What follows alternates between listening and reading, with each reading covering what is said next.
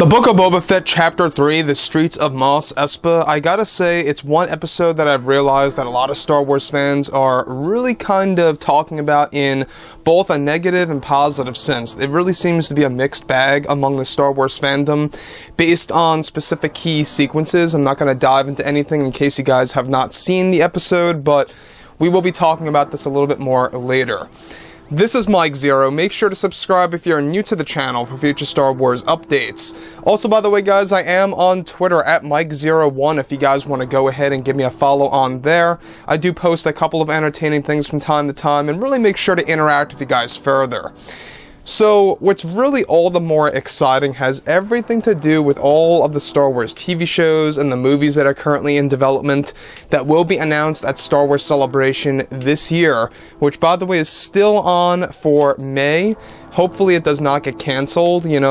Obviously, we already know that Disney CEO Bob Chapek is going to make the announcements of those projects regardless, but what better way to do it than at Star Wars Celebration, right? So, on top of all of that, we already know that George, John, and Dave are doing everything that they can to really make Star Wars Legends have a great comeback, and really trying to make things as accurate as possible with the Legends material, because obviously a lot of Star Wars fans love the characters associated with that 1990s to early 2000s era of Star Wars material, right?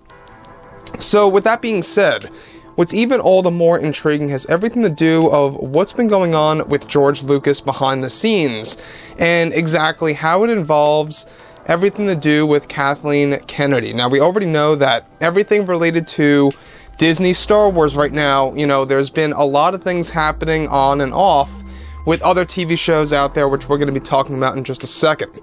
So, on top of all of this, alright, with the Ahsoka Tano series ready to begin filming by this April by John and Dave, Disney is prepared to unveil a series of new TV shows at Star Wars Celebration this year that will take fans by surprise with the addition of new film announcements coming our way.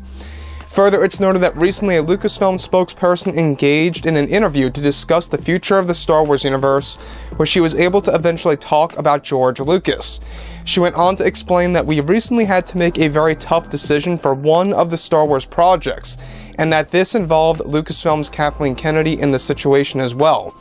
We had to make sure that removing George Lucas from the Acolyte TV series was a necessity in order for Miss Kennedy to focus on her own work and building her own series without any form of a burden.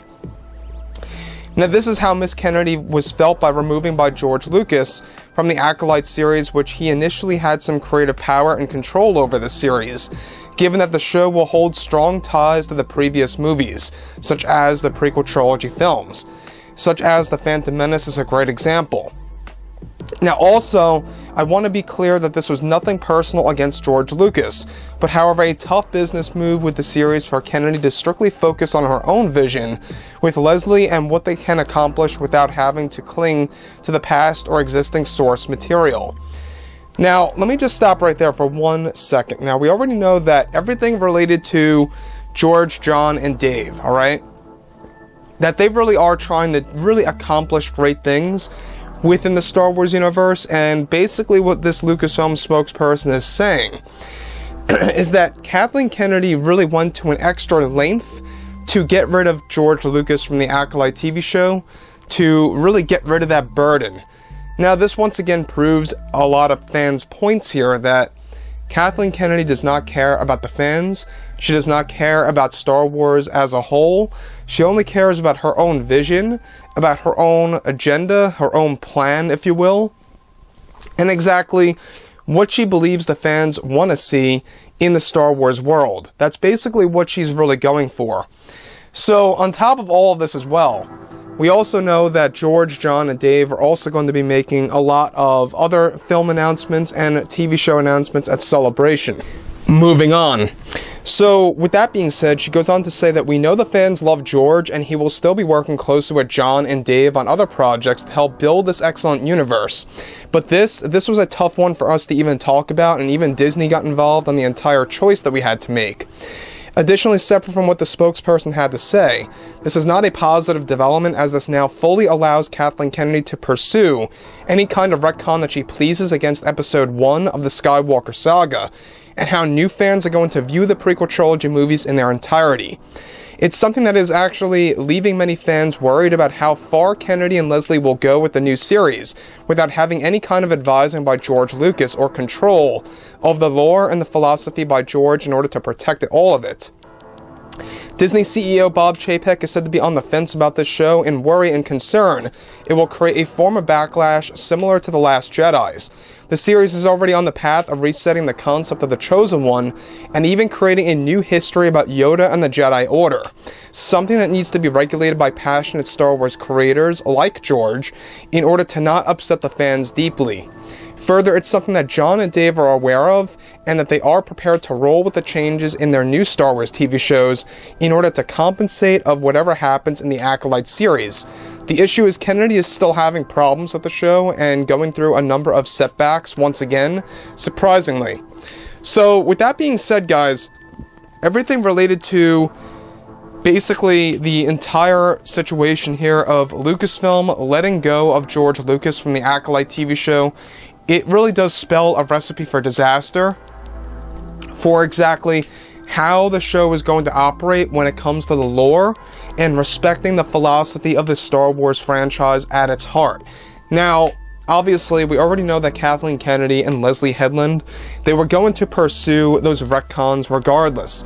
The problem now is that basically they have no boundaries. They can do exactly what they want to do in the Acolyte TV show. They can make any kind of retcon that they want to make against Episode 1, The Phantom Menace, and the entire prequel trilogy at that. And it's something that I believe some fans out there should really be a little bit concerned about, because it just goes to show you that Kathleen Kennedy once again backstabbed George Lucas. She does not necessarily care about the man and his work of Star Wars, and doesn't really seem to care about the fans at all. You know, we've seen the famous interview back in 2013 where she herself even stated that she was going to respect these characters, that she was going to respect George Lucas's stories, and that she was also going to respect everything related to his vision.